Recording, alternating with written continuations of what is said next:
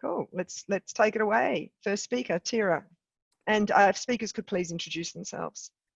Thank you. Good morning or good day, everyone. I'm speaking to you from Canberra, Australia, and I'm Tira Foran. So I'd like to thank the conference organizers for this opportunity to speak today. The title of my talk is Planning and Democratizing River Basins, Methods to Support Analytic Deliberation in Nepal. So I'd like to begin by paying my respect to the Ngunnawal peoples, the custodians of the land from where I speak. I want to acknowledge my colleagues in Australia and Nepal, along with Department of Foreign Affairs and Trade Australia for funding this project through the South Asia Sustainable Development Investment Portfolio. So our role in this river basin planning project has been as process co-designers and implementers. And of course, we are agents of Australian bilateral development aid. It's been a privileged role, and the purpose of this talk is to reflect on methodological challenges and the implications of this kind of work to date. So the motivation for this talk is that river basin planning is complex, it's socially ambitious, it's resource intensive, generally publicly funded. It's complex because stakeholders have multiple concerns, ranging from augmenting water supply to managing water-related hazards. And in developing countries, river basin planning takes place in contexts of uneven development, uneven distribution of natural resources, uneven distribution of human capability. In Nepal, this unevenness is complicated by a state restructuring since the year 2015 from a centralized unitary state to a federal state. And this kind of systemic complexity raises questions of how problems and solutions are framed, how knowledge is produced, whether disciplinary or multidisciplinary or inter or transdisciplinary, whose expertise counts, and how decision takers process expert knowledge. So these are longstanding concerns, but they really they rise fiercely to the forefront in this kind of context. And especially in the context of integrated water resources management, or IWRM. So IWRM aspires to integrate stakeholders and disciplines and social temporal scales. So there's a lot of stakes involved in planning water resources development, which suggests it's important to focus on methodology. So in this talk, I will focus on tensions in implementing an analytic deliberative river basin planning process. In other words, a planning process designed to support actors to articulate their preferred strategic directions, facilitated by techniques which are inter and transdisciplinary. So this map just locates the Kamala River Basin in Nepal. It drains the middle hills, not the Himalaya, and there's a geologically fragile series of hills within the basin and cutting across the basin called the Chure, which are a source of unwanted sediment and hill slope instability. So the basin straddles three provinces, which are called Province 1, Province 2, Province 3 in Nepal. Not all their names have been settled. Province 2 lies in the lowland, includes the lowland Tarai Madesh region. So most of the population is in the lower basin. The lowland plains, the Tarai Madesh, have been a site of mobilization for political succession from Nepal. That's been one of the drivers for the adoption of a new constitution establishing a federal state. It's generally a smallholder agrarian farming system. This kind of farming is precarious and vulnerable to various hazards, subsistence-oriented cropping systems, very small land holdings, and there's generally a lack of commercial capitalist agriculture.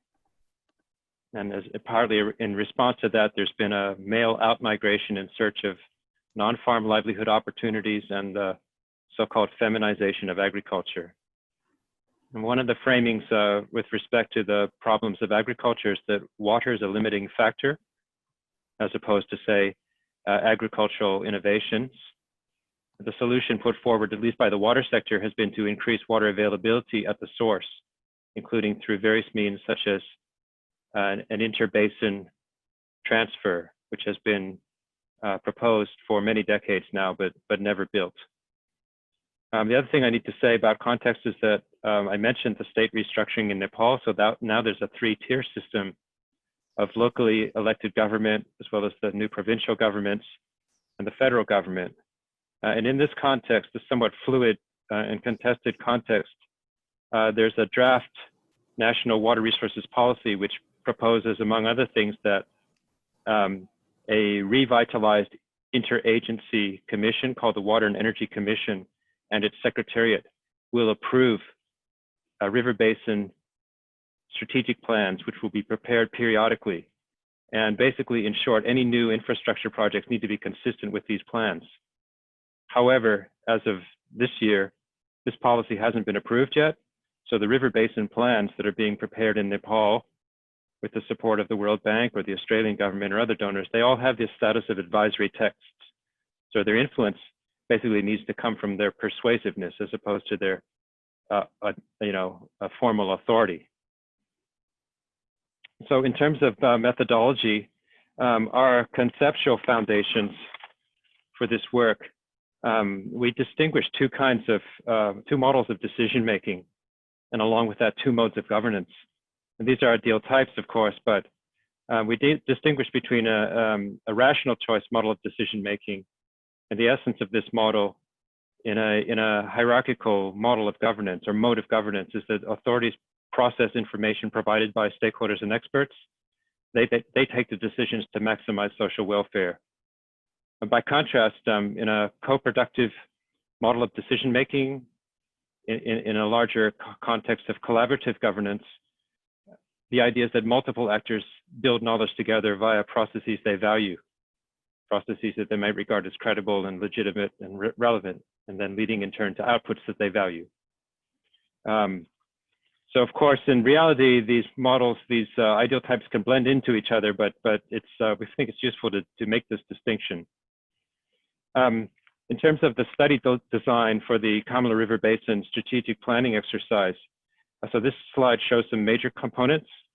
The yellow boxes show how we draw on different planning-oriented disciplines and techniques to support the participatory formulation of a water resources development strategy. So for example, we used argumentation theory to elicit the development goals of stakeholders and their means to goal actions, their constructs of how their goals could be achieved through action. We translated these major sets of means to goals actions into so-called development scenarios. So for example, one of the stakeholders' goals was to make smallholder agriculture more economically viable, and to do so required, among other things, access to irrigation water during the dry season. And the stakeholders identified 4 types of water supply options, ranging from shallow tube wells, private tube wells, to major interbasin water transfer schemes. So we formulated these options, these development scenarios, illustrating them using hydrological models and evaluating them using participatory multi-criteria analysis, as well as exploratory scenario analysis. Then we had a separate package of work which involved providing recommendations on the specific institutional arrangements required to implement these development scenarios. So I want to reflect now on progress and challenges. So this slide again shows the study design, and the orangey boxes show particular challenges we experienced within the study team and the project stakeholders. So for example, with respect to baseline assessment, some stakeholders wanted quite detailed assessment of the status and trends in water use by sector to inform water allocation between sector. So for example, they wanted, if possible, the assessment of water resources, sources and uses down to a 10 square kilometer resolution. But even this kind of detailed assessment could not answer the question of what the future long-term demand would be like, given uncertainty in agriculture. So there's a bit of a mismatch here between the interest in a very detailed assessment of historical status and trends and the questions about future changes to the system. With respect to stakeholder participation, on the left, number one, some of our project advisors wanted to limit the range of public participation in the multi-criteria analysis workshop. The concern they expressed was that groups that had not participated in earlier phases or activities would not understand the context sufficiently to participate in an MCA workshop. So there were various, veto points that people identified were able to take advantage of in the context of a project with a complex design. With respect to hydrological modeling, as you can imagine, with limited data, it's difficult to accurately estimate water demand and supply in different parts of the basin, both with respect to current use and future availability. 3 minutes to go. Okay. Thank you, Sue. So in short, we've made notable progress implementing a participatory approach to river basin planning, but we've faced various disciplinary and project level political challenges in implementing a deliberative analytical design thus far. So one interpretation of the challenges we've faced is that the implementing partners, so the study team and the core sponsors, operated with different models of decision-making and governance. So some of us as designers had this co-productive model of decision-making and collaborative model of governance in mind, where some of the sponsors had a rational choice model of decision-making and more hierarchical governance model, which they operated with. And this led to, epistemic and methodological tensions. So for example, the commitment to co-production means that, it implies a commitment to iterative, interactive, deliberative processes, considering knowledge from multiple disciplines and sources. The commitment to particular forms of rational choice decision-making in the context of this donor-funded development assistance focusing water resources development, this, in our experience, particular forms of expert knowledge were somehow prioritized. And these were the forms of knowledge which the donors felt that they could uniquely contribute to. This has resulted in complexity, that different interpretations about how to prioritize different techniques, and so on. In conclusion, so this has been a short reflection on the challenges of deliberative analytic approaches in the developing country context. The CAMELA project is still running, and I hope to obviously report on experience gained once all the components of the study are delivered.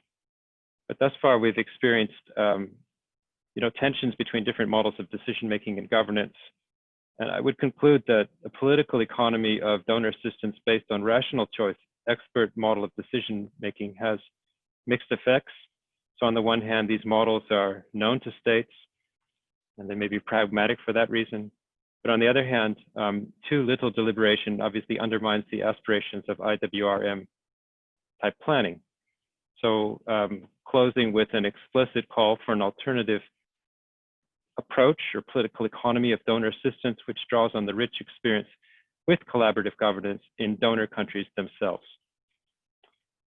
Thank you, and that's the last slide. There's a paper that I can recommend to people who are interested in details of this case study. Thank you, Sue. I don't know how we do that. Thank you, Tira. That was a great presentation. Look, I've got 2 questions that have come through, and I think because we're reasonably well organised, how about those people can ask them themselves? There's one from Stephen. Could you go first? And then there's one from Hannah. If you guys could unmute. Can you hear me? Yes, thank you. Okay, cool. So my question is more of a technical nature. Is how was the MCA process performed, and what feedback mechanism with stakeholders did you use? So how did you actually communicate with the people in in this process? Like, how would the models run? How did that kind of feedback mechanism work? And did you find it effective or not? Yes, so thank you for the question. So the MCA was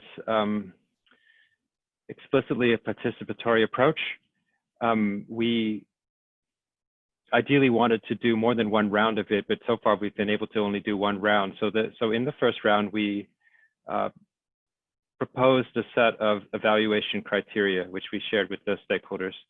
We, prior to the workshop, conducted the impact evaluation against those criteria. So it was a desktop analysis, but based on some expert interviews. So we had our team in Nepal go out and ask people about what they thought the costs of different infrastructure projects would be, for example, with cost as one criterion.